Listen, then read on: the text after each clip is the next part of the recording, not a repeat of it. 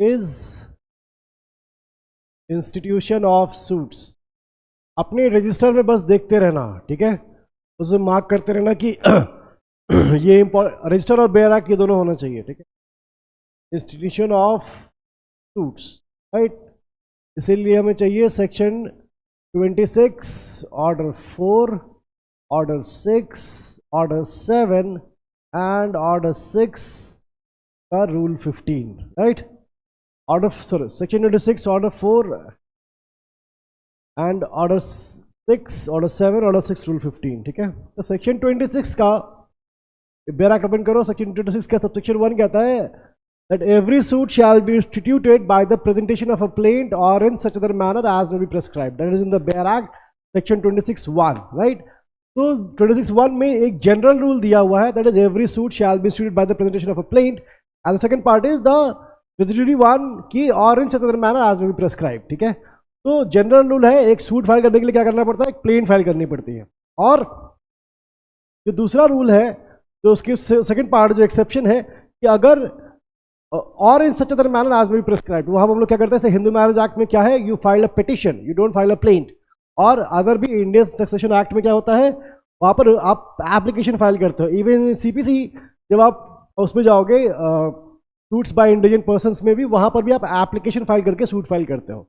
Section 26(1) में general rule भी दिया हुआ है और एक्सेप्शन भी दिया हुआ है। जनरल रूल क्या है, you file a plaint, right. अब उसी के सबसेक्शन 2 में जाओगे, 26(2) में, तो 26(2) जो है ये बात करता है कि in every plaint fact shall be proved bye affidavit, right. बोलता है fact shall be proved bye affidavit. अब हम लोगों को यहां पर देखना होता है कि fact shall be proved bye affidavit, ये एक्चुअली रॉन्ग स्टेटमेंट है, बिकॉज वहां पर प्रूव्ड की जगह क्या वर्ड यूज होना चाहिए था, सपोर्टेड, ठीक है। प्रूव्ड की जगह क्या वर्ड होना चाहिए, सपोर्टेड। तो सबसेक्शन 2 में जो वर्ड प्रूव्ड यूज्ड है, दैट मस्ट बी सपोर्टेड, ठीक है। चलो अब देखा सेक्शन 26 में क्या था हमारे, if you want to file a suit, file a plaint and that plaint must be supported by an affidavit, right. Then we go to order 4। Order 4 का rule 1, sub rule 1 is a very similar provision to section 26(1), but वो बोलता है, क्या बोलता है, every suit shall be instituted by presenting plaint in duplicate। तो यहां पर बात यहां पर आता है plaint in duplicate, okay? अब plaint in duplicate का मतलब क्या होता है, this is the copy of plaint, right? और उसके आगे क्या लिखा हुआ है, plaint in duplicate to the court or such other person as the court, such other officer, such officer as the court may appoint in this behalf, ठीक है। So when you have the plaint and the affidavit and the copy of plaint, you have to present it to the court or to the officer appointed by the court, right? This is order 4 rule 1, sub rule 1. तो हमारे पास हो गए, एक तो plaint हो गया original, फिर affidavit हो गई, now we also have the copy of the plaint, ठीक है। तो ये सेपरेटली आती है। देन वी गो टू, इसके बाद देखो सब रूल 2 में लिखा है, the plaint must comply with the rules of order 6 and order 7। देखो बेयर एक्ट में देखो ऑर्डर 4 का रूल 1 सब रूल 2 वो बात करता है प्लेंट, और plaint must comply with order 6 and order 7, right? Order 6 का नाम क्या है, order 6 is pleadings generally and order 7 is plaint, right? अच्छा, अब तुम लोग का ये हो चुका है pleading generally। ऋषिका का तो आई थिंक पूरा कंप्लीट हो चुका है। ऋषिका का हम लोग एंड कर रहे हैं, जो रेजिड्यूरी पॉइंट है वो वाला पार्ट कर रहे हैं, ठीक है। And then it has to comply with the rules of plaint, that is order 7। I think most of you, Rajmala तुम कौन से बैच में थी? तने को तो मैं जानता हूँ, तने का सीपीसी कंप्लीट हो चुका है। एवरीवन एल्स, राजमाला तुम कौन से बैच में थी? हमारा सीपीसी हुआ है या नहीं हुआ है, मैं बस ये जानना चाहता हूँ। मॉर्निंग 3 जुलाई, तो तुम्हारा सीपीसी कंप्लीट हो गया होगा ना फिर तो, राजवाला कंप्लीट हो गया सीपीसी, अभी चल रहा है। अभी तुम ऑर्डर 7 और 11 पे हो क्या अभी? ऑर्डर 7 और 11 पे होगा फिर तुम्हारा। ठीक है, तो तुम भी रजिस्टर से फॉलो करते रहना ऋषिका, यूट्यूब रजिस्टर और बेयर एक्ट से फॉलो करते रहना इसे, ठीक है। अभी फर्स्ट टॉपिक ही हम लोग कर रहे हैं इंस्टीट्यूशन ऑफ प्लेन, अभी हम लोगों ने इंस्टीट्यूशन ऑफ शूटिंग यहीं से स्टार्ट किया है। अपने रजिस्टर और बेयर एक्ट से फॉलो करते रहना इसे, ठीक है। अब यहां पर हम लोग ब्रेक करते हैं, we go to order 6। Order 6 का नाम क्या है? Pleadings generally, right. What do you mean by pleadings? Order 6 का रूल 1 कहता है प्लीडिंग शैल मीन, प्लीडिंग का नाम क्या होगा? प्लीडिंग का नाम होगा इधर, प्लीडिंग का मतलब होता है इधर प्लेंट और रिटन स्टेटमेंट, ठीक है। But if you look at the register, जब हम लोग देखेंगे ऑर्डर 6 में जब जाते हैं तो वहां पर और बहुत सारी चीजें ऐड हो जाती हैं, याद है Shweta, Rishika, Tanay, Pragya? Plaint WS, replication, rejoinder, sir rejoinder, rebuttal, sir rebuttal, वो सारी चीजें आ जाती हैं। ऑल्दो कि ये कहता है कि यही होगा, वो चीज ऑर्डर 8 रूल 9 में आती है, खैर यहां नहीं आती। तो प्लीडिंग का मतलब होगा प्लेंट या WS, और इस ऑर्डर का नाम क्या है? प्लीडिंग्स जनरली, ठीक है। तो इस ऑर्डर का मतलब क्या हुआ? इस ऑर्डर में क्या होगा? वो जनरल प्रिंसिपल्स जो कि प्लेंट और WS दोनों पर अप्लाई होते हैं। So this contains general principles for plaint and WS, ठीक है। अब हम लोग में कौन कौन से प्रिंसिपल करते हैं? Plead facts and not law, ये हमारा फर्स्ट प्रिंसिपल है। Then you have plead only facts in issue and not the surrounding facts. And तीसरा वाला है plead facts and not evidence, plead facts and not evidence. तब दिख रहा है ना अपने रजिस्टर में एवरीवन? ऋषिका, तनय, श्वेता, राजमाला, ईशा, प्रज्ञा, आयुषी, दिख रहा है ये सब रजिस्टर में होगा, ठीक है। तो अब उतने डिटेल में तो हम लोग नहीं जा सकते जब हम लोगों ने क्लास में कहते हैं, बिकॉज वहां समझाना होता है, यहां समझाना नहीं है, ये this is sort of a revision class, ठीक है। चलो, तो यहां से हम लोग देखते हैं कि these are the principles that must be followed by pleadings, ठीक है, plaint and WS both of them. Then we go to order 7। Order 7 को हम लोग प्लेंट में इसको 3 पार्ट्स में डिवाइड करते हैं, राइट। कौन कौन से पार्ट होते हैं? The first part is facts, right, जिसमें कि क्या होता है? Name and description of the parties. Then अगर प्रॉपर्टी इन्वॉल्व है तो आप description of property, and then lastly and the most important one, cause of action, ठीक है, the cause of action, okay, very good. Second part हमारा होता है technical pleadings, जिसमें क्या क्या होता है? Limitation, right, jurisdiction, very good, और वैल्यूएशन। तब लिखने की जरूरत नहीं है, बस अपने रजिस्टर में चेक करते जाओ कि कहां पर है, ठीक है। देन लास्टली हमारा होता है relief. Relief is the prayer in the sort of a remedy, ठीक है। चेक करते जाओ अपने रजिस्टर में कि हाँ ये सारी चीजें हैं वहां पर। इसी के बेसिस पे हम लोगों ने प्लेंट की डेफिनेशन भी बनाई थी, राइट। तो ये चीज हम लोग करते हैं देखने के लिए कि प्लेंट के कंटेंट्स क्या क्या होते हैं। Okay, Kapil is also here. Kapil का भी तो आई थिंक कंप्लीट हो रहा है, लास्ट में आई थिंक 1-2 लेक्चर बचे होंगे।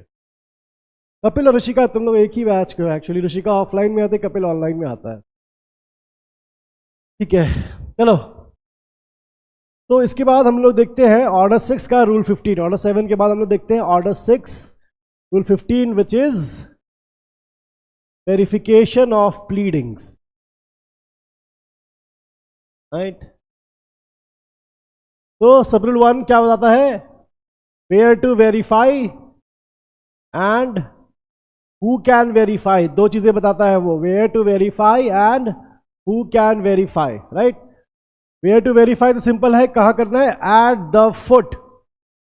वेयर एक्ट देखो सामने मैंने अंडरलाइन करा होगा, मैंने बोला होगा कि हाँ इसे अंडरलाइन करो। कहाँ करना है, at the foot. Eight the foot का मतलब क्या होता है, रजिस्टर में देखो क्या लिखा है, एट द एंड और the bottom of the document. अपने रजिस्टर में चेक करो, लिखा है, तुम रजिस्टर नहीं लाए अपना। चलो ठीक है कोई बात नहीं, वहां पर मैंने लिखवाया होगा एट द एंड और the bottom of the document, ठीक है। ये वाला पार्ट तो इजी रहता है। हु कैन वेरीफाई, इसमें फर्स्ट कैटेगरी होती है by the party, by the party. और बाय द पार्टी कौन होंगे, प्लेंटिफ और डिफेंडेंट एज द केस में भी। सेकेंड होते हैं by one of the parties, ये कौन होता है, this is the co plaintiff और द को डिफेंडेंट, ठीक है।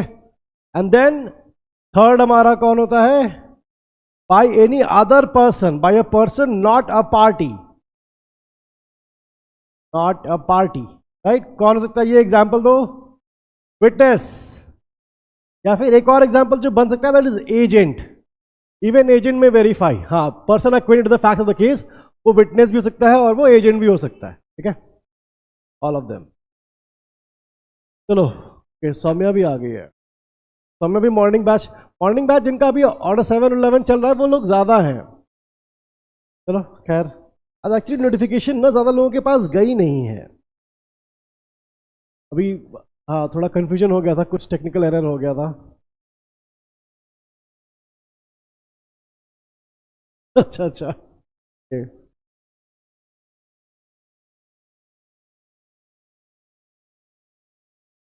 ठीक ठीक है।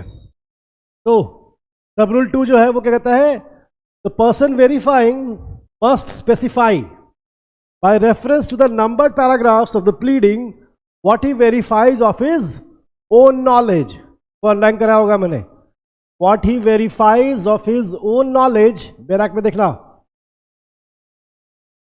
and what he verifies upon information received and believed to be true, okay, received and believed to be true,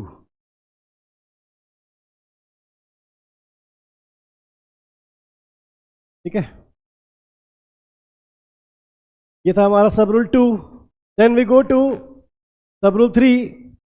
सब रूल 3 में क्या लिखा है, सब रूल 3 बोलता है कि जो पर्सन वेरीफाई कर रहा है, the person verifying it must पहले क्या करना चाहिए, साइन करना चाहिए और फिर डेट और प्लेस भी मेंशन करनी होती है। सब रूल 3 पढ़ना उसका, बैराक में पर्सन के साइन होने चाहिए और फिर डेट एंड प्लेस मेंशन होनी चाहिए, ठीक है। देन वी हैव सब रूल 4। सब रूल 4 जो है हमारा बोलता है कि सब रूल 4 में कि वेरिफिकेशन को सपोर्ट करने के लिए there must be an affidavit, right. चलो इसके बाद सारे डॉक्यूमेंट्स हम लोग क्या करते हैं, when we have all the documents, मतलब हमारे पास प्लेंट है और इसको सपोर्ट करने के लिए एफिडेविट है, and then we also have the copy of plaint, and then we also have the verification which is supported by an affidavit, ठीक है। ये सारे डॉक्यूमेंट्स, ऑल डॉक्यूमेंट्स क्या करते हैं हम लोग, ले जा करके दे देते हैं ऑफिसर को, राइट। और ऑफिसर क्या करता है, ऑर्डर 4 के रूल 2 में जो रजिस्टर ऑफ सूट्स है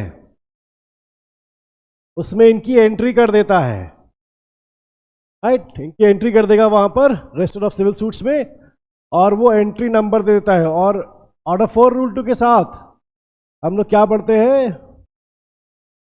अपेंडिक्स एच में नंबर 14, देखो तुम लोग के रजिस्टर में होगा ये, अपेंडिक्स एच में नंबर 14 एकदम ऑर्डर 4 रूल 2 में बोला जाएगा रजिस्टर ऑफ सूट्स होता है, और एंट्री कैसे होती है, किस सीक्वेंस में आ रहा है, वो सीक्वेंस है according to the order in which the plaints are admitted every year.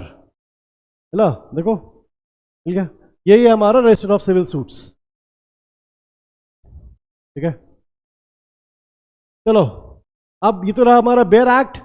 अब रजिस्टर देखना अपना। रजिस्टर में हम लोग पहला क्वेश्चन पूछते हैं, नॉन साइनिंग ऑफ वेरिफिकेशन।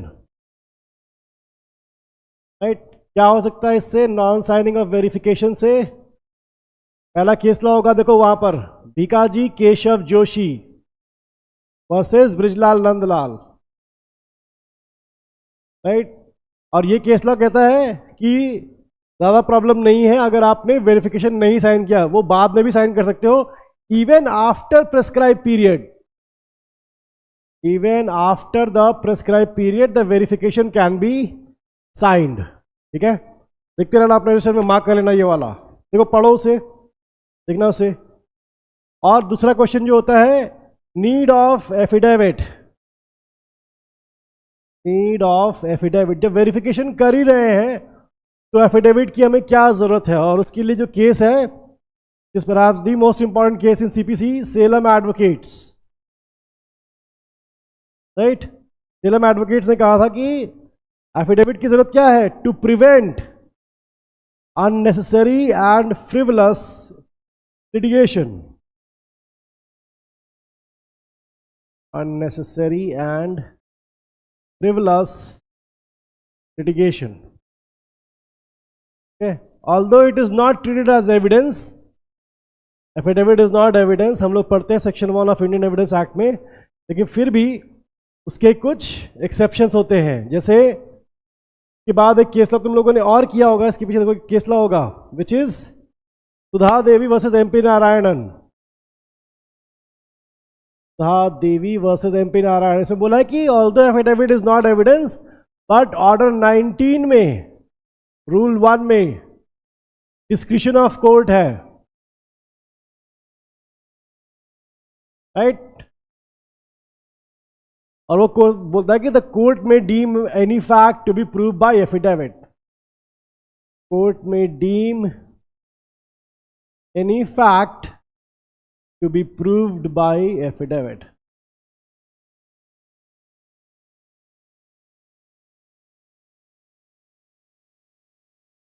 ठीक है, all students, are you following? Register में फॉलो कर रहे हो? ईशा, कपिल, माधुरी, प्रज्ञा, राजमाला, ऋषिका, सौम्या, श्वेता, एवरीवन, सब कुछ ऐसे ही जा रहा है, बिल्कुल जैसे हम लोगों ने पढ़ा है वैसे ही करना है, कुछ अलग नहीं करना। ठीक है, चलो। Then the next topic is jurisdiction, right? Jurisdiction को हम लोग 3 पार्ट्स में डिवाइड करते हैं, subject matter jurisdiction, territorial jurisdiction and pecuniary. तो सब्जेक्ट मैटर जुरिस्डिक्शन के लिए there is no specific provision, but inference is taken from section 9 और suits of civil nature. And then we have the pecuniary jurisdiction। pecuniary jurisdiction के लिए हमें चाहिए sections 3, 6 and 15, and lastly we have the territorial। अब territorial कहने के लिए तो होता है वैसे section 16 to 20, but this must always be read with section 21 to 25। ठीक है, तो यहां पर हम लोग को यह ध्यान रखना है कि ये तीनों के लिए प्रोविजंस अलग अलग हैं, all of them are different. हम लोग इसे एक चीज की तरह यूज नहीं कर सकते हैं। Let's start with section 9। देखो, सेक्शन 9 में बेयर एक्ट पे ध्यान देना, क्या लिखा है? Court shall have jurisdiction to try all suits of civil nature. देखो क्या है, unless there cognizance is either expressly or impliedly barred. पहला पार्ट कहता है all suits of civil nature, दूसरा पार्ट कहता है कि नहीं, हर चीज नहीं, अगर वो एक्सप्रेसली या इम्प्लाइडली बार्ड हो। तो फर्स्ट पार्ट जो है, इसीलिए हम लोग फर्स्ट पार्ट को क्या कहते हैं, ये एक्सपेंसिव है। तो वो वर्ड क्या है वहां पर? All suits of civil nature. तो ये क्या बताता है कि आपकी जुरिडिक्शन बहुत ज्यादा है। और सेकेंड पार्ट जो है उसको हम लोग कहते हैं restrictive. Right, unless there cognizance is either expressly or impliedly barred, इसलिए सेकंड पार्ट को हम लोग रेस्ट्रिक्ट कर देते हैं। ठीक है, तो लिखा है एक्सप्रेस और इम्प्लाइड बार्ड। ठीक है,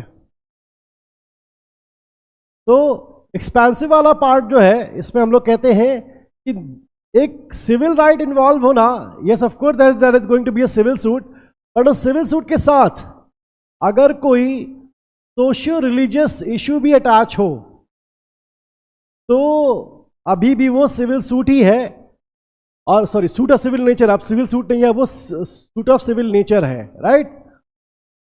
ठीक है, इसके बाद इसमें एग्जाम्पल्स भी लिखवाए होंगे मैंने कि सूट ऑफ सिविल नेचर कौन कौन से होते हैं, चेक करते रहना आपने। उसमें religious procession, declaration to of right to worship, right, right to observe purdah, decent burial, right to dower, right to divorce, right to worship suit of civil nature है। नहीं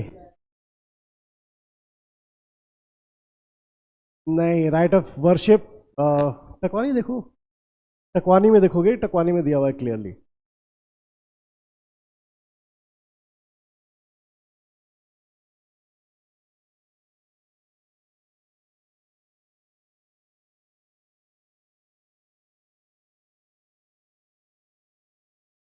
इनके अकॉर्डिंग तो कोई भी नहीं है वैसे नहीं, इनके अकॉर्डिंग तो कोई नहीं है फिर। तो हाई कोर्ट में केस होगा फिर, और क्या, ये ऐसे क्वेश्चन होते हैं इन पे हाई कोर्ट पे रिट डालती है, क्वेश्चन गलत डाल दिया था इन लोगों ने। चलो अब इसके साथ हम लोग देखते हैं explanation 1 and explanation 2। Explanation 1 and explanation 2 क्या बोलते हैं?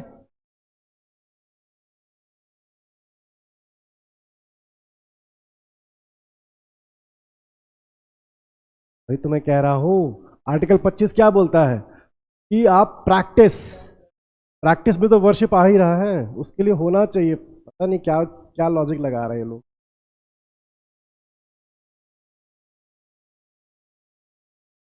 चलो छोड़ो, इट इज देखो सौम्या, मैंने तुम लोग को examples of suit of civil nature लिखवाए थे या नहीं?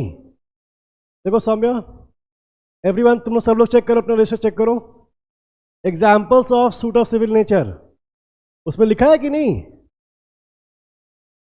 Declaration of right to worship, नहीं? चेक करो, लिखा होगा उसमें। अरे देखो अभी जो वहां चल रहा है ज्ञानव्यापी में क्या चल रहा है, राइट टू वर्शिप ही वो लोग डिक्लेयर कर रहे हैं कि यहाँ हमारा राइट है डिक्लेयर कर, वो सिविल सूट है बेटा, वो रहेगा वहां पर। वो ऐसा नहीं कोई स्पेशल कोर्ट नहीं बनी उसके लिए, वो वाराणसी की डिस्ट्रिक्ट जज, बताओ ऑनलाइन सब ने अपना रजिस्टर चेक किया? Shweta, Saumya, Rishika, examples of suit of civil nature, उसमें लिखा है declaration of right to worship, इसके लिए सूट है ना, वहां पर लिखवाया था, बहुत पहले लिखवाया था बेटा, मैंने थॉरली चेक करके ये सब लिखवाया है, वरना ऐसे में नहीं लिखवाऊंगा। ठीक है, चलो एक्सप्लेनेशन 1 एंड एक्सप्लेनेशन 2। एक्सप्लेनेशन 1 कहता है कि अगर कोई सिविल राइट है, ठीक है, या फिर सॉरी सिविल राइट कह रहा हूं, अगर कोई पोस्ट ऐसी है जो कि इंटायरली डिपेंड करती है रिलीजियस राइट्स एंड सेरेमनीज पे, ठीक है, उसके बाद भी because legal rights are involve, it is still a suit of civil nature. ठीक है, एक्सप्लेनेशन 2 कहता है कि वो जो पोस्ट है, ठीक है, वो जो पोस्ट है उसका कोई, उसके साथ कोई फी ना हो, कोई प्रॉब्लम नहीं है, कोई ऑफिस यानी कि कोई फिक्स्ड प्लेस अगर ना हो तो भी कोई प्रॉब्लम नहीं है, it is still a suit of civil nature. ठीक है, चलो express implied bar. Express bar में क्या होता है? एक्सप्रेस बार में एकदम क्लियरली एक सेपरेट एक्ट पास होगा, उस सेपरेट एक्ट में एक न्यू कोड बनाई गई है और ये बात क्लियरली बोली गई है कि there will be no other court which will exercise jurisdiction express implied bar में। So there is a separate act और इस सेपरेट एक्ट ने एक सेपरेट कोड बनाया है,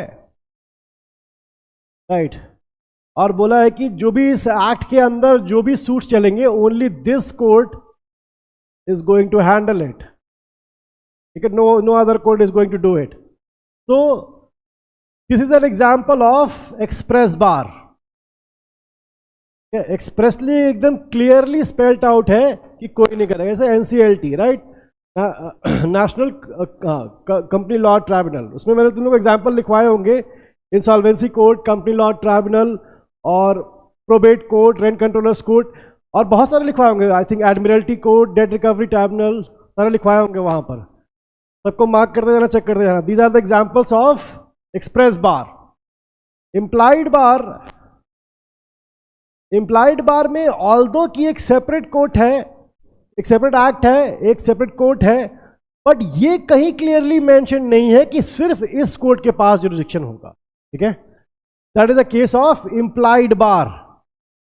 ठीक है, याद रखना.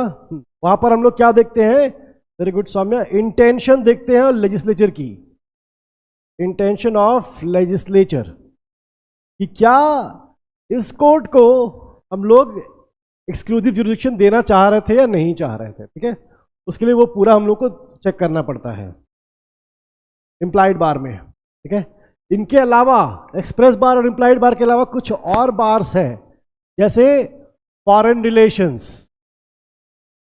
ठीक है, डिप्लोमेटिक रिलेशंस. ठीक है, प्योरली पॉलिटिकल क्वेश्चंस. देखो ये सब होंगे तुम लोग के, हाँ, प्योरली पॉलिटिकल क्वेश्चंस ये सारे होंगे तुम लोग के. देखो बेटा, ये सारी चीजें लिखवाई हुई है क्लास में, you only need to revise it. Sovereign relations, very good.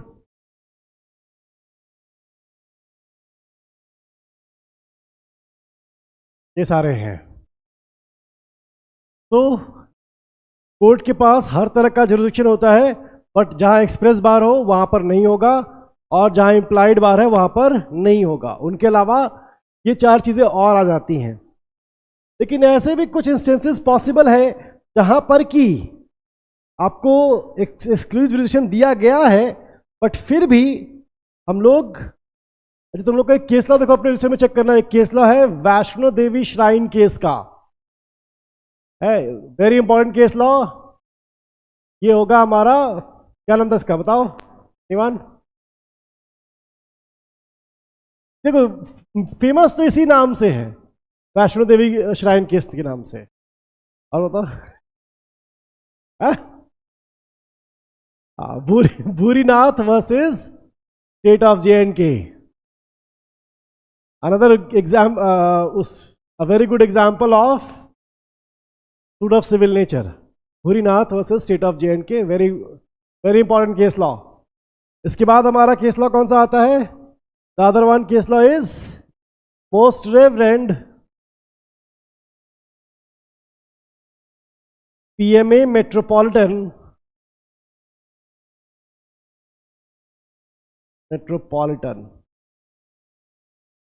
Versus Moran Mar Marthoma. ठीक है, थोड़ा सा इसमें कोर्ट ने फर्दर एक्सप्लेन किया कि what do you mean by a suit of civil nature, और उसके पॉजिटिव और नेगेटिव एस्पेक्ट दोनों को थोड़ा एक्सप्लेन किया. एक्सप्लेनेशन 1 एंड एक्सप्लेनेशन 2 को भी एक्सप्लेन किया था.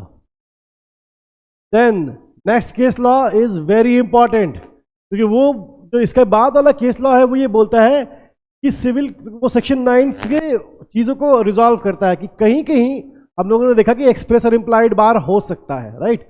लेकिन फिर उसने बोला कि देखिए इन एक्सप्रेस इम्प्लाइड बार लगने के बाद भी कुछ इंस्टेंसेस ऐसे होंगे जहां पर कि सिविल कोर्ट का जुरिडिक्शन अभी भी होगा, right. It is very good.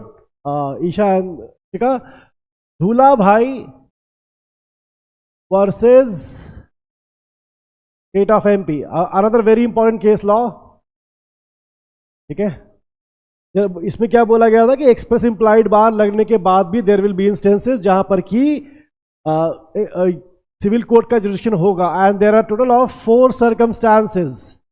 अपना रजिस्टर देखना, 4 सर्कमस्टांसेस दिया है जहां पर कि ट्राइब्यूनल जो है वो अपने सॉरी, जो statute itself is ultra vires, first. Second है statute not ultra vires but the tribunal has violated some express provision of the statute.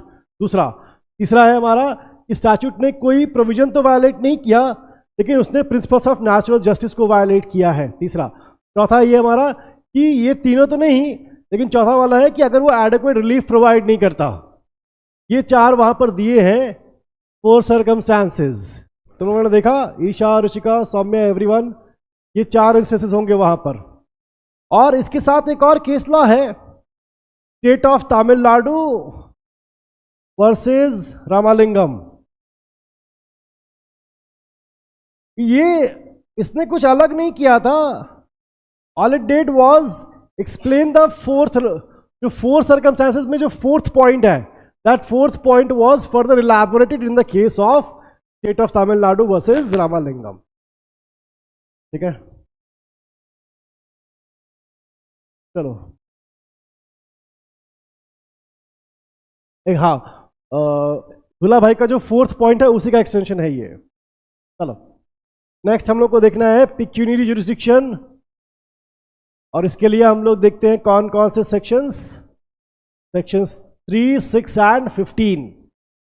हमें चाहिए सेक्शंस 3, 6 एंड 15. सेक्शन 3 हमारा क्या है, हायरार्की ऑफ कोर्ट्स.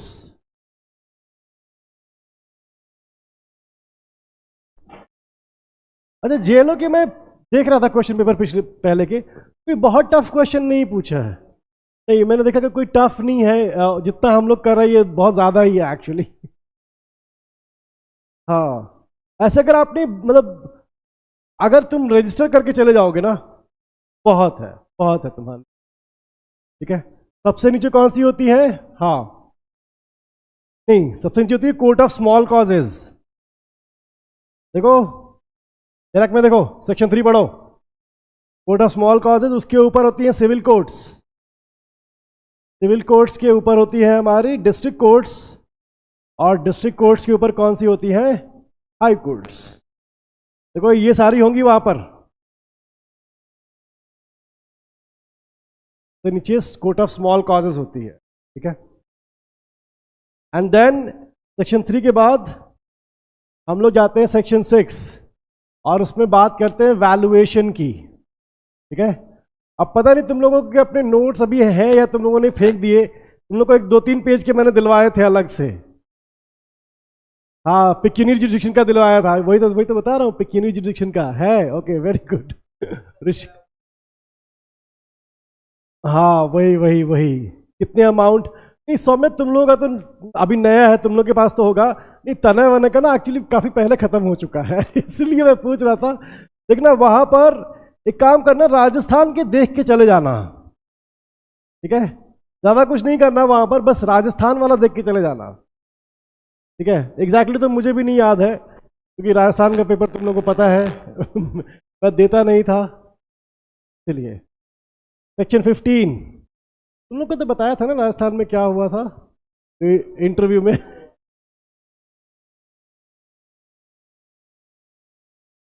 नहीं, अच्छा, आरएएस में. हम्म, बिना करंट अफेयर बड़े कैसे चले गए.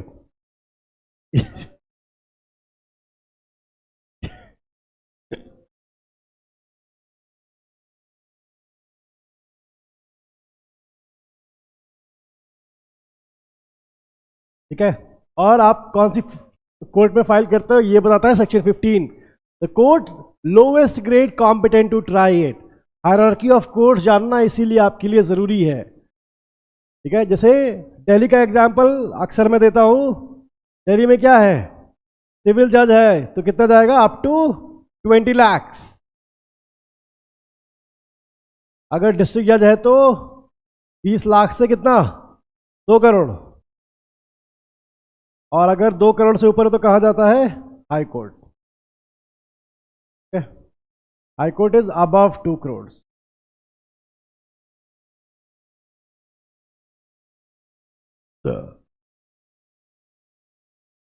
ठीक है, इसीलिए ये जानना जरूरी होता है. इसीलिए ये 3 सेक्शन हमेशा साथ में पढ़ने चाहिए.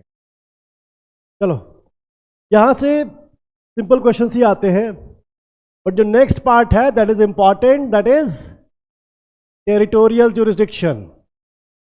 ये ज्यादा इंपॉर्टेंट होता है, तुम लोग को याद हो लेक्चर में कि this is section 16 to 20 main provision and then 21 to 25 allied provisions. 16 to 20 and they are read with sections 21 to 25. ठीक है, अब देखो यहां पर हम लोग बात करें सेक्शन 16 की, तो सेक्शन 16 क्या करता है? 16 बताता है कि जहां भी इमूवेबल प्रॉपर्टी हो आपको सूट वहीं फाइल करना है। ठीक है, इमूवेबल प्रॉपर्टी के लिए जनरल रूल क्या है? जहां पर आपकी प्रॉपर्टी है आपको वहीं, घर अगर दिल्ली में है आपको दिल्ली में ही करना है, अगर घर वहां पर है जयपुर में तो जयपुर में, अगर भोपाल में है तो भोपाल में, प्रॉपर्टी जहां पर सिचुएट हो। तो इमूवेबल प्रॉपर्टी के केस में wherever the property is situate, ठीक है, और उसमें किस तरह के सूट दिए हुए clause A B C D करके। ए में दिया हुआ है रिकवरी ऑफ पोजेशन, देखो recovery of possession with or without rent or profits. Clause B होगा पार्टीशन, फिर क्लॉज सी होगा हमारा फॉरफीचर, सेल, मॉर्गेज, चार्ज, सारी चीजें होंगी। फिर क्लॉज डी होगा एनी अदर राइट टू और इंटरेस्ट। ठीक है, फिर हमारा क्लॉज ई है, क्लॉज ई क्या लिखा है? For compensation for wrong to movable property, वो होगा टॉर्ट वाला पार्ट। अगर आपने किसी की प्रॉपर्टी पे मिसचीफ किया है या फिर आप न्यूसेंस क्रिएट कर रहे हो, रॉन्ग टू मूवेबल प्रॉपर्टी है वो सारा का सारा। ठीक है, बट क्लॉज एफ डिफरेंट हो जाता है। कैसे? Clause F is for movable property. देखो ए टू ई जो है वो तो इमूवेबल प्रॉपर्टी के लिए है, राइट, लेकिन clause F is for movable property, right, और रिकवरी ऑफ मूवेबल प्रॉपर्टी है, रिकवरी ऑफ मूवेबल प्रॉपर्टी। देखो लिखा है क्लॉज एफ में रिकवरी ऑफ मूवेबल प्रॉपर्टी। ठीक है, अंडर डिस्ट्रेंट और अटैचमेंट दोनों लिखा होगा। तो उसमें भी अगर प्रॉपर्टी अंडर डिस्ट्रेंट है, मान लो कि मैंने तने को दिए थे कुछ ज्वेलरी दी थी तुम्हें रखने के लिए, ठीक है, ये दिल्ली में दी थी, तुम लेकर के अपने घर चले गए। कहाँ तुम्हारा घर? भरतपुर, तुम वहां चले गए। अब मुझे तुम्हारे पर सूट फाइल करना है, ठीक है, तो सूट मैं कहाँ फाइल करूंगा? भरतपुर पर, जहां पर प्रॉपर्टी है। ठीक है, क्योंकि मुझे तुमसे चाहिए और तुम दे नहीं रहे मुझे वापस। वो जो प्रॉपर्टी तुम ले गए हो उसे हम लोग कहेंगे प्रॉपर्टी इन डिस्ट्रेंट, और जहां पर भी वो प्रॉपर्टी सिचुएट है मुझे वहां जाकर के सूट फाइल करना पड़ेगा। ठीक है, दिस इज क्लॉज एफ। ठीक है, मैंने कार का एग्जांपल लिया होगा, कार ज्यादा इजी होता समझाना कि कोई कार लेके चला गया है, बट ज्वेलरी वगैरह कुछ भी हो, it can be anything. Recovery of property की जहां तक बात है, ठीक है, और इसके साथ ही प्रोवाइजो में देखना, proviso is for personal obedience. ठीक है, याद रखना पर्सनल ओबीडियंस के केस में अब वो नैनीताल लेके चला जाता है car. Okay, very good Saumya, बेटा एग्जाम्पल दे रहा हूं, तुम लोग नैनीताल पे मत अटक जाओ। तो कुछ भी हो सकता है, नैनीताल हो या जैसे तने का भरतपुर है, इट्स ओके, कहीं भी हो सकता है बेटा। चलो अब देखो यहां पर जयपुर, कहीं भी हो सकता है। पर्सनल ओबीडियंस में हम लोग देखते हैं, ठीक है, ठीक है, जयपुर वाला एग्जाम्पल, वेरी गुड। अब हम लोग भरतपुर पहुंच गए, तने के घर। ठीक है, चलो पर्सनल ओबीडियंस में क्या होता है? या तो आप वहां पर सूट फाइल करोगे जहां पर प्रॉपर्टी सिचुएट है, या फिर जहां पे डिफेंडेंट रिजाइड करता है, या फिर उसका बिजनेस है, या फिर जहां पर वो पर्सनली वर्क्स फॉर गेन है। तो वहां पर प्लेंटिफ के पास वो चॉइस होती है, he can file anywhere first. Then हमारा है सेक्शन 17। जेलो के अकॉर्डिंग, मतलब जेलो के में इंपॉर्टेंट लग रहा है मुझे सेक्शन 17, ये पर्सनल ओबीडियंस वाले नहीं,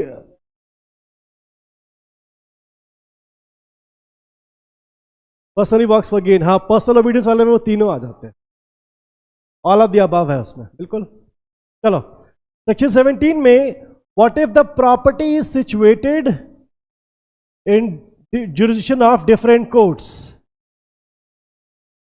तो you can file the suit anywhere, याद रखना है, all any court in different jurisdiction, तो you can file the suit in any court, but proviso कहता है कि entire claim must be cognizable by such court। तो एग्रीगेट वैल्यूएशन आपको देखनी होती है, एग्रीगेट वैल्यूएशन देखनी होगी वहां पर। देखो अंडरलाइन कराया होगा मैंने प्रोवाइजो में, देखो हाँ। तो आपको पूरा पूरा मतलब मान लो कि एक प्रॉपर्टी दिल्ली में है, एक प्रॉपर्टी मुंबई में है, एक कोलकाता में, एक भोपाल में है, चाहे जहां भी, एक चेन्नई में है, और आपको सूट फाइल करना है। आप दिल्ली में फाइल कर सकते हो, लेकिन क्या करना पड़ेगा आपको, you have to file in a court where the entire claim is cognizable, right. चलो देन वी हैव सेक्शन 18।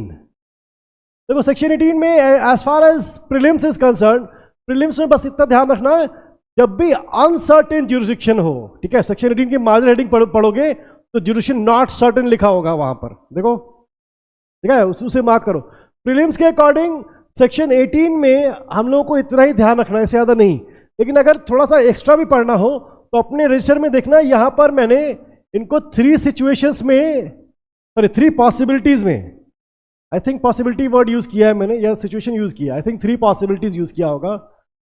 देखो वहां पर 3 पॉसिबिलिटीज मैंने अलग अलग करके लिखवाई होंगी, देखो काम्या, ऋषिका, कपिल, एनीवन, राइट। हाँ, वो 3 पॉसिबिलिटीज, अच्छा सिचुएशन लिखवाई है, चलो जो भी लिखवाया है पॉसिबिलिटीज है या सिचुएशन जो भी है, वो मेंस के लिए ज्यादा वो होगा। हाँ 3 पार्ट में है, मेंस के लिए ज्यादा इंपॉर्टेंट है। आई डोंट थिंक वहां से प्रीलिम्स से क्वेश्चन आएंगे। सेक्शन 18 इज ओनली, सिर्फ मार्जिन हेडिंग याद रखो, सेक्शन नंबर याद रखो। हाँ तो वही कह रहा हूँ ना, मार्जिन हेडिंग ही है, तो वो फिर वही मैं कह रहा हूँ, अंदर की चीज इंपॉर्टेंट नहीं है। अगर करना भी हो, अगर तुम्हें अपने सेटिस्फेक्शन के लिए करना है तो इसको बस रजिस्टर से देख लेना, ज्यादा मत कुछ कर, ठीक है। तो then we have section 19। Section 19 is wrong to person और movable property.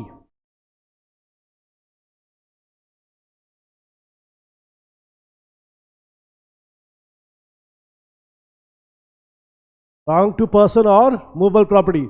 Wrong to person क्या क्या होते हैं, क्या क्या होते हैं रॉन्ग टू पर्सन? टॉर्ट में जाओ, assault, battery, malicious prosecution, false imprisonment, defamation, ये सब क्या है, ये सब है रॉन्ग टू पर्सन, ठीक है। डिफेमेशन से लेकर के assault, battery, all of them are wrong to persons, right. Defamation, assault, battery, और क्या क्या बोला था मैंने, हाँ मलिशियस प्रोसिक्यूशन या फिर फॉल्स इंप्रिजनमेंट। देखो आई थिंक क्लास में बताया होगा ये, मतलब जनरली बताता हूँ, कभी अगर भूल गया तो आई डोंट नो, वैसे तो अभी तक आई डोंट नो कि मैंने भूला हो, राइट। हाँ ठीक है, फॉल्स इम्प्रिजन, अच्छा इम्प्रिजनमेंट, हाँ ठीक है ठीक है, थैंक यू कपिल। इम्प्रिजनमेंट लग देता है, इम्प्रिजनमेंट है, ओके। तो अगर रॉन्ग टू पर्सन है या रॉन्ग टू मूवेबल प्रॉपर्टी है, इसमें आप कहाँ फाइल करते हो, wherever the defendant resides or carries on business or personally works for gain, ठीक है। और उसमें लिखा है at the option of the plaintiff, देखो मैंने अंडरलाइन कराया होगा तुम लोगों से, at the option of the plaintiff, ये वर्ड है वहां पर यूज्ड, राइट। मैंने अंडरलाइन कराया होगा।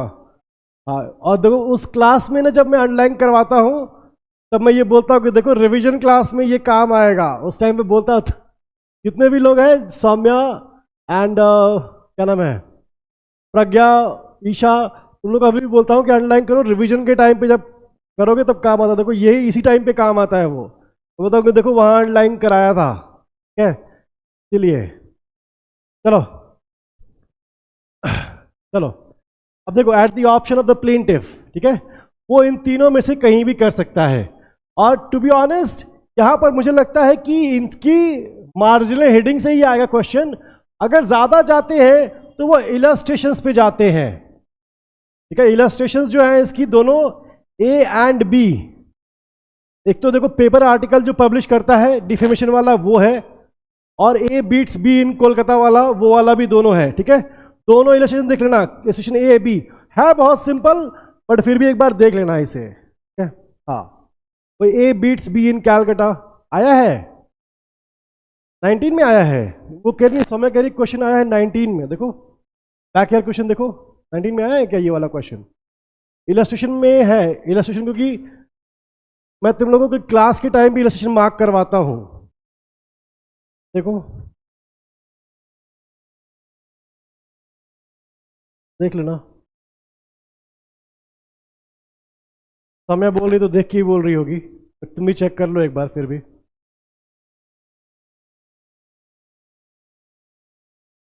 चलो, इंफॉर्मेशन इन कैलकाटा वाला, ओके वेरी गुड। देखो वही मैं इसीलिए कहता हूं कि इलस्ट्रेशंस करके जाना हमेशा से, इलस्ट्रेशन से direct question, specially evidence act में, एविडेंस एक्ट में जो इलस्ट्रेशंस है वो तो जरूर करके जाना, वहां से आते हैं।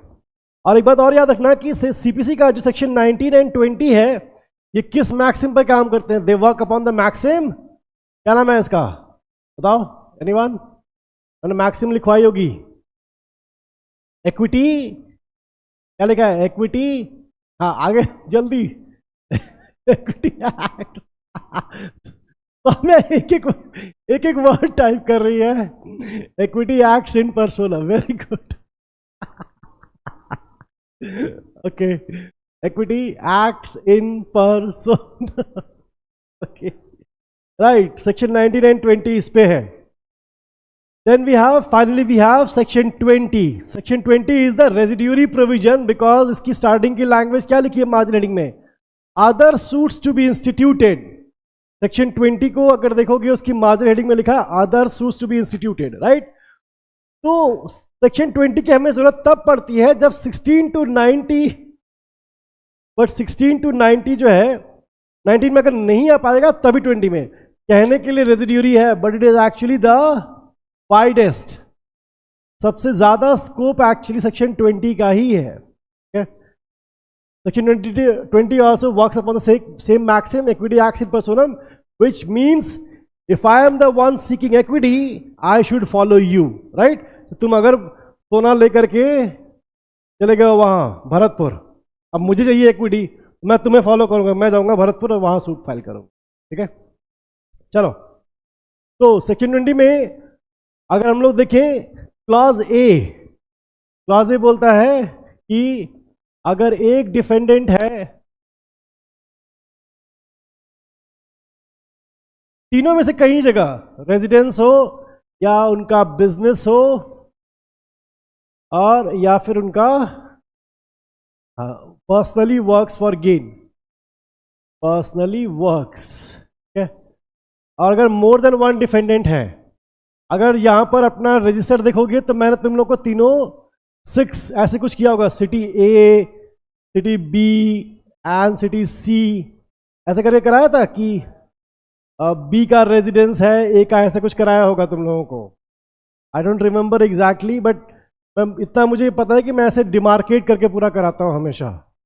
ऐसे सिटी 1 करके ऐसे लिखा होगा ए का रेजिडेंस है, सिटी 2 इज ए का वर्क है, सिटी 3 इज ए का, सॉरी ए का बिजनेस है, ऐसे कराया होगा। हाँ वही चीज़ है, दैट इज क्लॉज ए। तो ऐसे ही बी का, चलो वो तो इतना डिटेल तो नहीं जाएंगे हम लोग, दैट इज क्लॉज ए। तो अगर A has to, sorry B has to file a suit against C and D, उसे दोनों की तरफ देखना पड़ेगा ऐसे। बट क्लॉज बी ज्यादा इंपॉर्टेंट है, क्लॉज बी में there is a common place.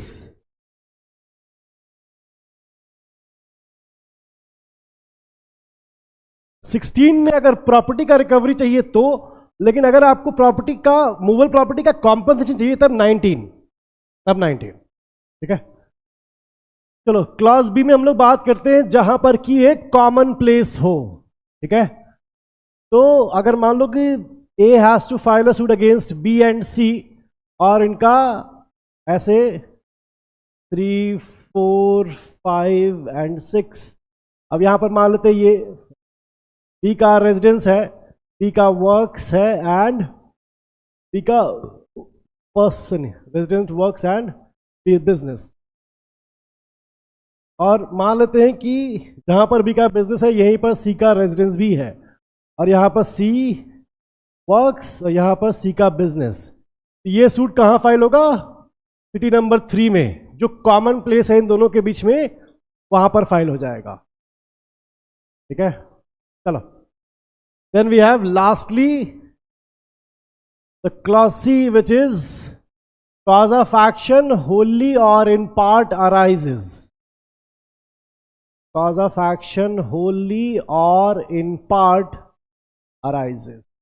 तो cause of action में wholly arise at one part, but the cause of action में partly arise at another part. ठीक है, मैं तुम लोग को एग्जाम्पल भी दिया होगा कि राइट और उसका violation that gives you the cause of action. तो हो सकता हो राइट कहीं और अराइज हुआ हो और वायलेशन कहीं और हुआ हो, या फिर वायलेशन जो है वो पार्टली कहीं और हुआ है, पार्टली कहीं और. जैसे मान लो ए और बी ये दोनों अग्रीमेंट करते हैं एक दूसरे से, है ना, ये केस में बुक्स डिलीवरी के लिए, ये वाला एग्जांपल याद करो, बुक डिलीवरी के लिए करते हैं ये लोग. हाँ, ये कॉन्ट्रैक्ट होता है दिल्ली में और ये बोलते हैं कि you have to deliver the books at Kanpur, Prayagraj and Varanasi. ठीक है, अब यहां पर देखो, अगर कानपुर में उन्होंने डिलीवर नहीं किया, प्रयागराज में कर दिया और वाराणसी में फिर बुक्स डिलीवर नहीं की, तो हाँ, कहां पर सेम एग्जाम्पल. हाँ, वही एग्जाम्पल मैं रिपीट कर अच्छा, ये एक्चुअली ट्रेन रूट है. अगर तुम लोग कभी दिल्ली से वाराणसी जाओगे ना, तो ये ट्रेन रूट है, कानपुर, प्रयागराज, वाराणसी, ये ट्रेन ऐसे ही जाती है. इसीलिए मैं एग्जाम्पल यूज करता हूँ, क्योंकि मुझे याद रहता है कि यही रूट है. और जीटी रोड भी देखो कि जीटी रोड भी ऐसे ही जा रही है. खैर, तो सौम्य तुम तो मिर्जापुर से हो, तो तुम्हें तो प्रयागराज के बारे में पता होगा कि ये यही रूट है. बिल्कुल नहीं, ये सिल्क रूट नहीं है. सिल्क रूट, सिल्क रूट कहाँ इंडिया में है? एकदम ऊपर से निकल जाती है.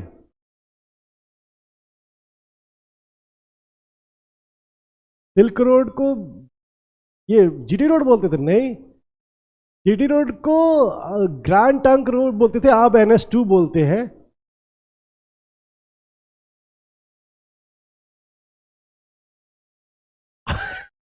सिल्क रूट पे आया था, लेकिन वो इंडिया में, सिल्क रूट तो चाइना से यूरोप की रूट थी, उसके बीच में हम लोग कट करके नीचे इंडिया आ सकते हैं. ये मैं समझ रहा कि सिल्क रोड इंडिया के थ्रू जाती थी. नहीं, इंडिया के थ्रू नहीं जाती थी. हाँ, वो अगर आप उस रास्ते से आते सिल्क रूट से, तो बीच में इंडिया, आप मतलब एक तरह समझो कि राइट टर्न लेकर के इंडिया आ जाते, ये कह रहा था. और समझो कि यहाँ से अगर हम लोग भरतपुर जा रहे हैं तो लेफ्ट टर्न मार करके हम लोग जबलपुर जा सकते हैं, लेकिन हाँ उसी रास्ते पर पड़ेगा, लेकिन वही नहीं है, तो आपको अलग आना पड़ेगा. ठीक है, तो यहाँ पर कॉज ऑफ एक्शन जो है कहाँ कहाँ पर मिलेगा? नहीं, कानपुर और वाराणसी. कॉज ऑफ एक्शन जहाँ वायलेट होगा वहीं पर होगा ना. यहाँ तो डिलीवर हो गया बुक्स, कहाँ कहाँ हुआ? कानपुर एंड वाराणसी में, जहाँ राइट वायलेट हो रहा है उसको. हाँ बताओ जरा कपिल, एक्चुअली सच बताओ, मेरा आधा ध्यान ना वही लगा हुआ है. कोर बताओ, मेरा आधा ध्यान वही लगा हुआ है. खैर चलो, राइट, ओके. तो सेक्शन 20 हमें बोलता है कि क्लॉज, अच्छा सेक्शन 20 के भी चार हो, अभी चार ही हुए बस. हाँ, सेक्शन 20 के भी इलस्ट्रेशंस देख लेना. उसमें देखना कि फ्रेंड्स मिले होंगे वाराणसी में, ठीक है, और वहां पर एक प्रॉमिसरी नोट एग्जीक्यूट किया एक ने. ये इलस्ट्रेशन जो है, वो इलस्ट्रेशन बहुत इंपॉर्टेंट है और रिपीटेड क्वेश्चन आ सकते हैं यहां से, जेलों में स्पेशली आ सकते हैं. ठीक है, वाराणसी वाले जो है, and then they went back to their places, वो वाला इलस्ट्रेशन बहुत इंपॉर्टेंट है. वो प्री और मेन दोनों के लिए इंपॉर्टेंट होता है. तो सेक्शन 16 to 20 हम लोग पढ़ते हैं प्लेंटिफ के पॉइंट ऑफ व्यू से. ठीक है, और उसके बाद 21 से 25 किसके पॉइंट ऑफ व्यू से पढ़ते हैं? डिफेंडेंट के पॉइंट ऑफ व्यू से पढ़ते हैं. क्योंकि हम लोग 21 से 25 ये क्या है? Objections. Well strictly speaking section 21 है, बट 22 से 25 जो है वो समझ गया मैं कपिल, 22 से 25 प्रोसीजरल एस्पेक्ट दिया हुआ है उसका. ठीक है, चलो, तो अब हम लोग करते हैं objections to jurisdiction and transfer of suits. Objections to jurisdiction, this is strictly speaking section 21, and then we have transfer of suits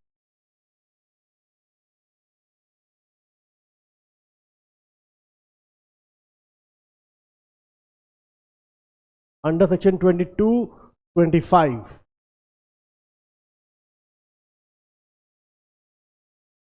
देखो सेक्शन 21 में क्या दिया हुआ है, no objection as to the place of suing. 21 and 22 दोनों में दिया होगा। 21(1) में दिया होगा कि 21(1) में दिया है प्लेस ऑफ सुइंग, लिखा है no objections as to the place of suing shall be allowed by the appellate और रिविजनल कोर्ट अनलेस, क्या लिखा है, and it has been raised at the earliest possible opportunity और if issues are settled then at और before settlement of such issues and there has been a consequent failure of justice. ये पूरी line होगी वहां पर, ठीक है। देखो 21 हमें कहता है there are 2 conditions that must be fulfilled. कौन कौन सा, प्रॉपर टाइम पे आपने ऑब्जेक्शन रेज कर दिया था। प्रॉपर टाइम क्या है, अर्लीस्ट पॉसिबल अपॉर्चुनिटी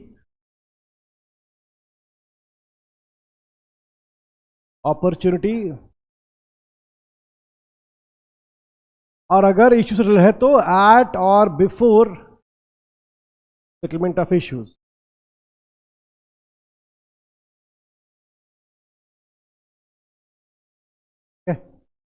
ये था हमारी first condition, this is the first one. And second one is there has been a failure of justice, ठीक है। Section 21 must be read with, किसके साथ करते हैं, सेक्शन 99 के साथ। ये चीज याद रखना, सेक्शन 99 के साथ पढ़ते हैं। सेक्शन 21 कोर्ट को, सेक्शन 99 कोर्ट को वो पावर देता है कि अगर 99 बेटा कपिल, 96 नहीं, 99, 21 रेड विथ 99 होगा, 96 नहीं होगा। 96 तो जनरल रूल फॉर अपील है, ठीक है। 99 कोर्ट को वो पावर देता है कि अगर ज्यूरिडिक्शन से merit of the case affect होते हैं तो court can set aside the decree. और कंडीशंस कहां पर दी हुई हैं, सेक्शन 21 में। तो सेक्शन 21 कोर्ट को कंडीशंस बताता है और सेक्शन 99 कोर्ट को पावर देता है कि वो सेट असाइड कर सकते हैं डिक्री को। तो कोर्ट जब सेक्शन 99 में डिक्री सेट असाइड कर रही होगी उस टाइम पर वो 2 कंडीशंस देखेगी, एक ये वाली और एक ये वाली। इसीलिए 21 must always be read with 99, ठीक है। अब दूसरा है हमारा सेक्शन 22 से 25। 21(1), 21(2) place of suing and pecuniary jurisdiction के लिए है। यू डोंट नीड यहां पर एनीथिंग एल्स। चलो सेक्शन 22 से 25, this is transfer of suits.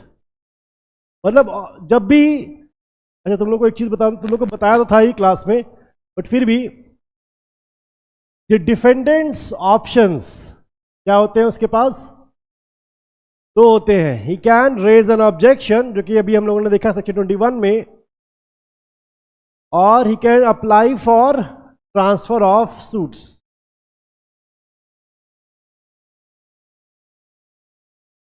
ठीक है। तो रेज एन ऑब्जेक्शन तो हम लोगों ने देखा कहां पर है, सेक्शन 21 में है। लेकिन डिफेंडेंट जो है ट्रांसफर ऑफ सूट के लिए भी अप्लाई कर सकता है सेक्शंस 22 से लेकर के 25 तक में, ठीक है। Let's start with section 22। Section 22 is the generic one, और वो actually section 22 gives the right to the defendant that he can file an application for transfer of suits, ठीक है। ये सब सारे तुम लोग का अभी प्लेंट हुआ है ना सौम्या, प्लेंट अभी जो तुम लोग का टॉपिक चला है इसके पहले जो भी चीजें आई हैं ये सभी इंस्टीट्यूशन ऑफ सूट के पहले आएंगी। आपको सब देखना पड़ता है कि ज्यूरिसडिक्शन वगैरह हुआ है या नहीं, राइट, आगे समन्स जाएंगे या नहीं। अगर सूट ही इंस्टीट्यूट नहीं होना चाहिए यहां पर तो समन्स क्यों सेंड करोगे, WS क्यों मंगाओगे, ठीक है। इसलिए application for transfer of suit देता है right to defendant. Then we have section 23, to which court does the application lie. आप एप्लीकेशन कौन सी कोर्ट में फाइल करोगे,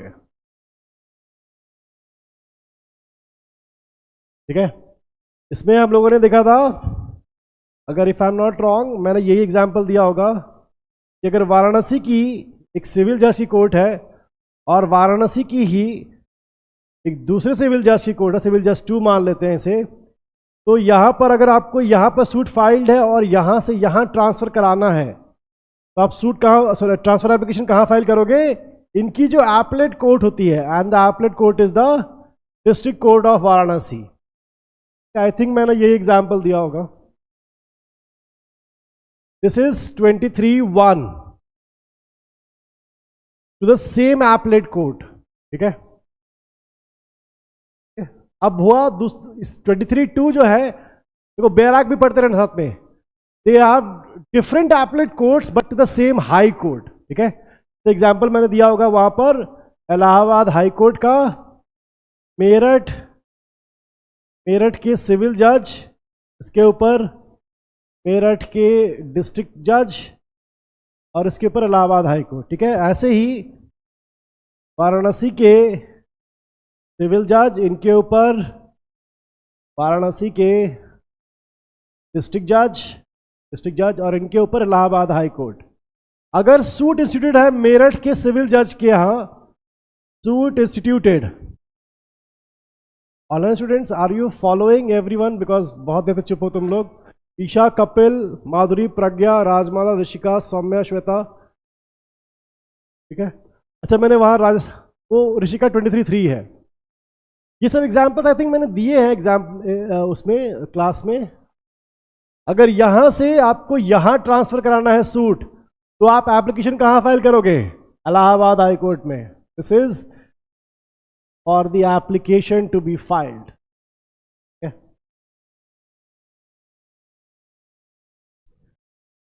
देन वी हैव 23(3). क्या लिखवाया था मैंने बैर एक्ट में बगल में? क्या लिखवाया था 23(3) में? क्या लिखवाया था? आप देखो यही, हाँ एग्जैक्टली, देखो एक स्टूडेंट ने लिख दिया तुरंत ही। 23(3) के बगल में मैंने लिखवाया था, वहीं लिखो रिडंडेंट। और यहीं पर एक केस लॉ आता है, which is very important case law, उसका नाम है Durgesh Sharma versus Jayashree. This is the case law of 2008 supreme court. चलो जज का नाम बताओ इसमें। जज का नाम है सीके ठक्कर, जिन्होंने बाद में अपना नाम क्या बदल लिया था, सीके टकवानी, और इन्हीं की बुक है सीपीसी वाली। यही थे सीके ठक्कर जस्टिस। बाद में उन्होंने ठक्कर से नाम अपना टकवानी चेंज कर लिया था, और इन्हीं की बुक है सीपीसी वाली। It's a very good book. कई लोग बहुत ही क्रिटिसाइज करते हैं कि टकवानी बेकार है, नहीं, I have read it many times, और मैं अभी भी सबको रिकमेंड करता हूं कि Takwani is the best book for students. हाँ, अगर आप एडवोकेट हो, वो भी मैं कहूँगा हाई कोर्ट वगैरह में, या फिर आपको वो करनी है, मतलब हायर जुडिशरी के लिए पढ़ना है, तब मैं कहता हूँ तब आप मुल्ला भी पढ़ो। मतलब टकवानी तो पढ़ो ही, टकवानी भी छोड़ना नहीं है, तब आप टकवानी के साथ मुल्ला भी पढ़ो। स्टूडेंट्स के लिए Takwani is the best book, no alternative. As a student मुझे भी लगता था कि टकवानी तो समझ में नहीं आ रही कुछ। एक बार जब हम लोगों ने कर लिया है ना, उसके बाद टकवानी पढ़ना, देखना कितनी ईजी लगेगी। अरे यही तो था, अरे यही तो था।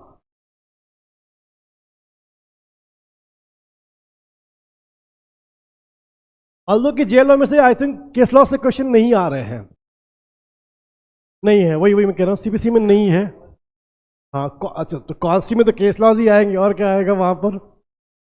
चलो 23(3) is redundant because of section 25, क्योंकि अगर इंटर स्टेट ट्रांसफर होगा एक हाई कोर्ट के जुरिडिक्शन से दूसरे हाई कोर्ट के जुरिडिक्शन में, तो वो ट्रांसफर पिटीशन कहां फाइल होती है? Only in the supreme court. इसीलिए वहां पर हमारा क्या आता है, सेक्शन 25 आता है हमारा। ठीक है, चलो 5 मिनट और कर लेते हैं, बिकॉज 5:30 तक की थी। टाइमिंग क्या गई थी तुम लोग, लास्ट क्या ही टाइमिंग गई थी तुम लोगों को?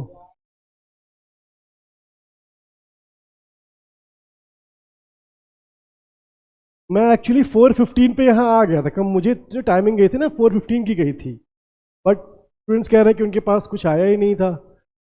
हाँ वही,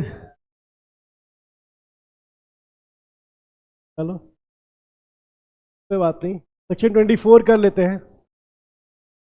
सेक्शन 24 में हम लोगों को देखना है कि पावर्स क्या होती हैं, powers of district court and high courts, right. यहां पर देखो बेयर एक्ट के बगल में मैंने लिखवाया होगा suo motu and upon application, दोनों होती है इसमें।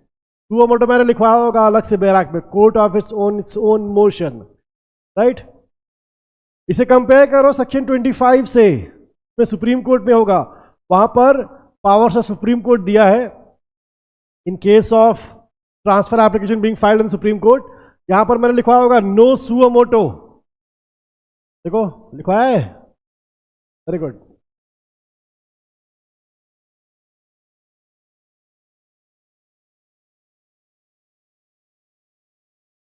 ठीक है, यही मैं कहता हूं तुम लोगों को क्लास में, जब कहता हूं ना कि देखो बेटा जब रिवीजन क्लासेस होंगी ना तब ये बहुत काम आते हैं, उस टाइम पे मैक्सिमम लोग मेरी बात नहीं सुनते। ओके, अब आज नहीं सुनोगे तो एग्जाम देने के बाद समझ में आएगा कि सर सही कह रहे थे। खैर चलो, सेक्शन 24 में हम लोग देखते हैं कि कोर्ट जो है वो तीन कर सकती है। जैसे मान लो डिस्ट्रिक्ट कोर्ट है, जैसे कोर्ट है, इसके जो सबऑर्डिनेट कोर्ट है, अगर यहां पर कोई मैटर पेंडिंग है, ठीक है, तो अगर आपने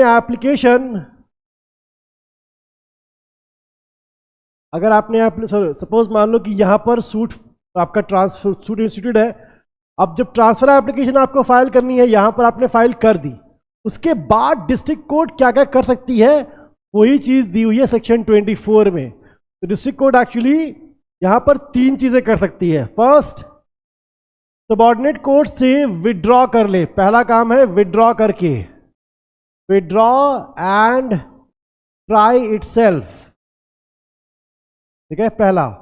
दूसरा है withdraw and transfer to any other subordinate court,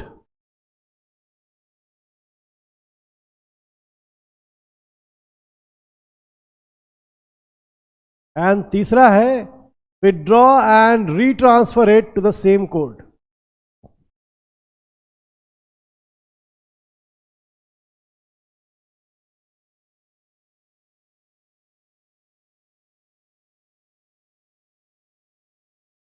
right, ये तीन काम होंगे 24 में। सबसेक्शन 2 में जाओगे ना, वहां 1 2 3 करके ऐसे दिया होगा, ठीक है। अब याद रखना एक चीज जो कि अक्सर गलती करते हैं लोग, सिर्फ हम लोग ऑल्दो कि ये सेक्शन 24 में वगैरह पढ़ते हैं सूट के कॉन्टेक्स्ट में, बट सिर्फ सूट का ट्रांसफर नहीं दिया हुआ है वहां पर, transfer of any suit, appeal और अदर प्रोसीडिंग। ये चीज देखो, मैंने वैसे बोलता तो हूं कि अंडरलाइन कर लो इसे, बट देखो इसका ध्यान रखो कि सिर्फ सूट ही नहीं ट्रांसफर होता, अपील भी ट्रांसफर होती है, अदर प्रोसीडिंग भी ट्रांसफर होती है।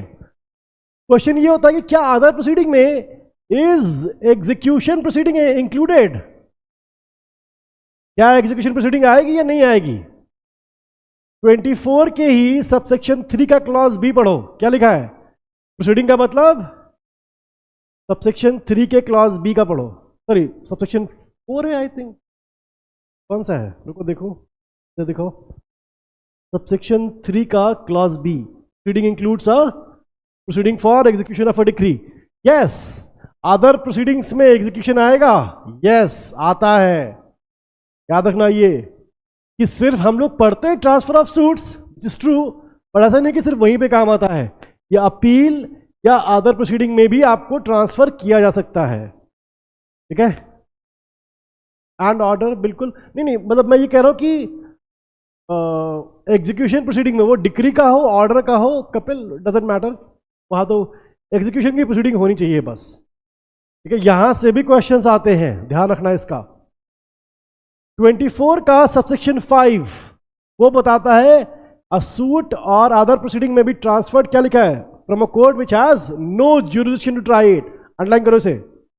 अंडरलाइन तो कराया होगा पता नहीं क्यों मैं उस मूड में आ जा रहा हूँ कि पढ़ा रहा हूँ, वैसे नहीं करना चाहिए, बस रिवीजन क्लास है ये तो। खैर सेक्शन 25, सेक्शन 25 में क्या क्या पढ़ते हैं हम लोग? सुप्रीम कोर्ट में केसेस ऑफ ट्रांसफर, वहां पर फिर से पढ़ा दीजिए। तो पता है मैं सच बताऊं, मैं बोर हो गया हूँ सीपीसी, मैं बोर हो गया हूँ। अब मुझे पता है कि तुम लोग सोचोगे कि अरे सर बोर हो गए हैं, मैं सच में मैं बोर हो चुका हूँ, क्योंकि क्योंकि पता है पीएलए में मैंने हर दिन सीपीसी पढ़ाया। जिस दिन भी मेरी क्लास हुई है मैंने सीपीसी जरूर पढ़ाया। ऐसा कभी नहीं हुआ कि मैंने सीपीसी ना पढ़ाया हो। और ऐसा एक ही चीज हो जाती है ना बार बार। अब देखो टीपीए मिला था नया, ठीक है, मजा आया था टीपीए पढ़ाने में, क्योंकि बहुत सारी चीजें जो मैं भूल गया था फिर मुझे दोबारा पढ़नी पड़ी, तो लगा अरे हाँ यार पढ़ा तो था, याद नहीं आ रहा। अब सीपीसी में मुझे मतलब लाइक 99% चीजें एकदम ऐसे याद रहती हैं, तो बोरिंग सा फील होने लगता है कि पता तो है सब। अब हिंदू लॉ बीच में मिला था, मजा आया था हिंदू लॉ पढ़ाने में। अब सीपीसी वही चीज बार बार हो रही है ना। तो खैर सेक्शन 25 में जाओ, पावर्स ऑफ सुप्रीम कोर्ट। पहली चीज मोस्ट इंपॉर्टेंटली नो सुओ मोटो।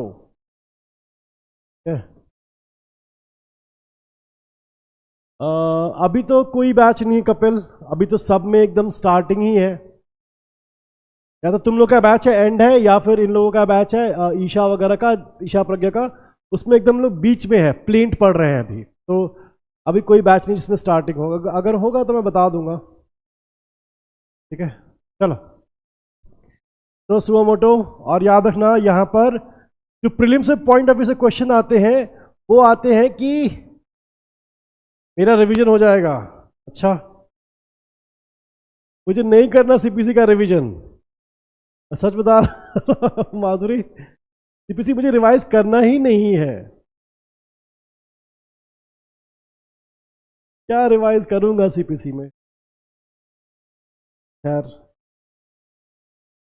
चलो सेक्शन 25 में देखो मैंने वहां पर किया था कि सेक्शन 25 का 4, ठीक है, वहां पर फाइन या कॉम्पनसेशन कितना दे सकते हैं? 2000 रुपीज। ऑनलाइन करो से, अरे ऑनलाइन तो होगा, ₹2000 अगर फ्रिवलेस या वेक्सेशियस एप्लीकेशन आपने फाइल किया तो के माधुरी में मैं भी मजाक ही कर रहा था, बट समझ गया था कि तुम मजाक कर रही हो। हाँ तुम्हें करनी है, तुम लोगों को करनी है, तुम लोगों के लिए ज्यादा इंपॉर्टेंट है, क्या? अरे क्यों नहीं याद होती? क्वेश्चन सॉल्व करो, जब पढ़ो तुरंत ही। चलो 25/4 एंड देन 25/5। ऑल्दो कि मुझे नहीं लगता कि सेक्शन 25/5 से क्वेश्चन आएंगे, बट फिर भी जिस कोर्ट में ऑर्डर तो याद हो गए पर रूल्स नहीं। तुम लोगों ने अभी ज्यादा से ज्यादा कितनी बार, एक बार या दो बार पढ़ा है, राइट? इसीलिए मैंने तुम लोग को ये भी कहा होगा स्टार्टिंग में कि देखो कोई भी चीज ना तुम्हें टारगेट क्या बनाना कि मुझे 6 बार पढ़नी है। मैं तुम लोग को स्टार्टिंग में बोला था कि 6 बार का टारगेट बनाओ। स्टार्टिंग के 2 बार में प्रॉब्लम होती है, तीसरी बार से तुम लोग को ईजी लगने लगेगा। वही वही। चलो तुम लोग के साथ तो कितनी अच्छी बात है कि तुम लोग रिकॉर्डिंग्स देख सकते हो। हम लोगों को तो रिकॉर्डिंग्स मिलती ही नहीं थी। रिकॉर्डिंग्स मिलती क्या रही थी, रिकॉर्डिंग्स होती ही नहीं थी उस टाइम पे। क्लास मिस हुई तो गए। अब खैर चलो 25/5 जिस कोर्ट से ट्रांसफर हुआ है उसी कोर्ट का लॉ अप्लाई होगा। जहां पर सूट इंस्टीट्यूटेड था उसी कोर्ट का लॉ अप्लाई हो जाता है दूसरे वाले में। जहां पर ट्रांसफर्ड कोर्ट है, ट्रांसफर्ड कोर्ट एक्चुअली कौन सा लॉ फॉलो करेगी? From which the suit has been transfer, which has been transfer.